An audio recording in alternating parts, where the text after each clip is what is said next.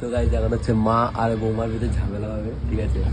একটু ঝামেলা করবো, আমি ঝামেলা করি না দিদির সাথে, তাও মানে দিদিকে নিয়ে আমি ওরকম খারাপ মন্তব্য কথা বলি না, তবু আজকে একটু উল্টো পাল্টা বলবো। হ্যাঁ, কিছু মাইন্ড করবে না? কেউ কিছু মাইন্ড করবে না, দিদিও মাইন্ড করে না, যেন মাও যেন মাইন্ড না করে।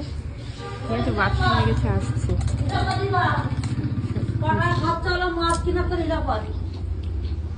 সেটা বড় কথা না, আমাকে বলো দিদির জন্য কয়টা খরচ করে? হ্যাঁ, 400 টাকা।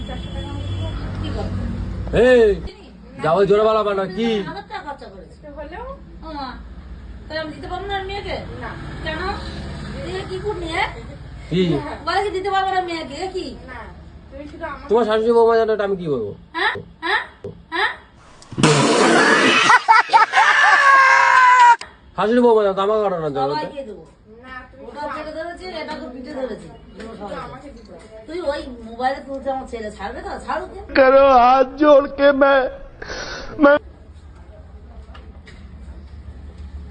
ওর ভাব দেখে বুঝতে পারছি। দূর হ তুই, करे तो करे क्या बोले तो बोले যাবো দেখবি এটার বাড়ি। বলে তুমি শুধু আমাকে দেবো, সোনা আমার সোনা।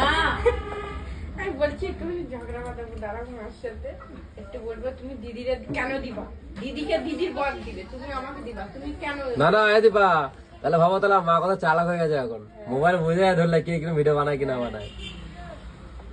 তা কি কি এই ভাই ধরে ঠিক কি ভাই? এই ভাই তাই তো ভিডিওটা এদিকে স্টার্ট আপ, বাই বাই।